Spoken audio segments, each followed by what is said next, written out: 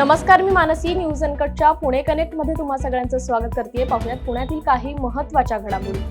विधानसभा निवडणुकीच्या पार्श्वभूमीवर पंतप्रधान नरेंद्र मोदी हे आज पुणे दौऱ्यावर असून शहरातील सर परशुराम महाविद्यालयाच्या मैदानावर त्यांची सभा होणार आहे. मोदींच्या सभेसाठी शहरातील वाहतुकीत मोठे बदल करण्यात आले. शहरातील सदाशिव पेठेतील विजयनगर कॉलनी भागातील नाशिक खडके चौक ते नाथ पै चौक दरम्यानचा रस्ता वाहतुकीस बंद असणार आहे. माझी ही गाडी काल चेक केली, मला याचा आनंद आहे आणि उपस्थित अधिकाऱ्यांना याबाबत प्रोत्साहनही दिले. त्यांनी जरूर सर्व चेक करावे, परंतु उद्धव ठाकरे हे राज्याचे मुख्यमंत्री राहिले, त्यांची बॅग तपासणे हे सुडाचं राजकारण आहे असं मत खासदार सुप्रिया सुळे यांनी व्यक्त केलंय. खासदार सुळे यांच्या सहभागाने हडपसर विधानसभा मतदारसंघातील महाविकास आघाडीचे अधिकृत उमेदवार प्रशांत सुदाम जगताप यांच्या प्रचारासाठी बाईक रॅली आयोजित करण्यात आली होती. त्यावेळी त्यांनी मतदारांशी संवाद साधलाय. महाविकास आघाडीचे धोरण महिलांविरोधी आहे, तर महिलांना सशक्त आणि सक्षम करण्याचे काम पंतप्रधान नरेंद्र मोदी यांच्या नेतृत्वातून महायुती सरकारने केले.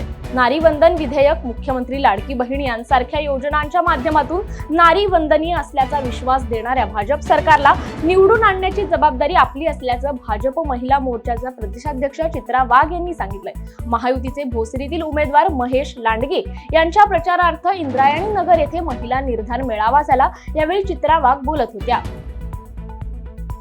गेली 10 वर्ष गल्ली ते दिल्ली भाजपची सत्ता होती, तरीही चिंचवड मतदारसंघात नागरी समस्या कायम आहेत. वाहतूक कोंडी, वायू प्रदूषण, अपुरे पाणी, विजेचा लपंडाव असे प्रश्न कायम आहेत. राज्यात महाविकास आघाडीची सत्ता येतात आयटीएस करदारांना मूलभूत सुविधा देण्याला प्राधान्य असेल असे आश्वासन राष्ट्रवादीच्या खासदार सुप्रिया सुळे यांनी वाकड येथे दिलंय. मागील 75 वर्षांपासून ख्रिश्चन समाजाचा केवळ मतदानासाठी वापर केला गेला. एकही नेता विधिमंडळात पाठवण्यात आलेला नाही. परिणामी राज्यातील 50 लाख मतदार असलेला ख्रिस्ती समाज कायम मागासलेला राहिला. समाजातील योग्य व्यक्तींना विधानसभा, विधान परिषदेवर आणि स्थानिक स्वराज्य संस्थांच्या निवडणुकीत संधी, वेगवेगळ्या महामंडळांवर तसेच अल्पसंख्याक मंडळावर प्रतिनिधित्व आणि समाजाच्या आर्थिक शैक्षणिक उन्नतीसाठी पंडिता रमाबाई यांच्या नावाने आर्थिक विकास महामंडळाची निर्मिती या मुद्द्यांच्या पूर्ततेचे आश्वासन मिळाल्यामुळे राज्यातील ख्रिश्चन समाजाने महाविकास आघाडीला पाठिंबा देण्याचा निर्णय घेतलाय.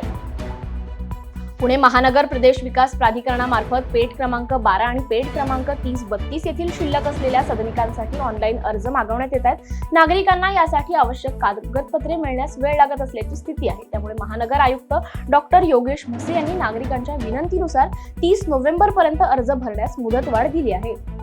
मतदानाबद्दल शहरी नागरिकांमध्ये असलेली उदासीनता आणि त्यामुळे मतदानाच्या टक्केवारीवर होणारा विपरीत परिणाम लक्षात घेऊन पुण्यातील मतदानाची टक्केवारी वाढवण्यासाठी विविध संघटनांनी पुढाकार घेतला असून त्यासाठी पुणेकरांना अनेक आकर्षक सवलती देखील जाहीर केल्यात. पुणे नागरिक मंच, CREDAI, Pune hoteliers association, Pune dealers association, Pune जिल्हा गृहनिर्माण संस्था आणि अपार्टमेंट महासंघ या संस्थांनी मतदानाची टक्केवारी वाढवण्यासाठी पुढाकार घेतलाय.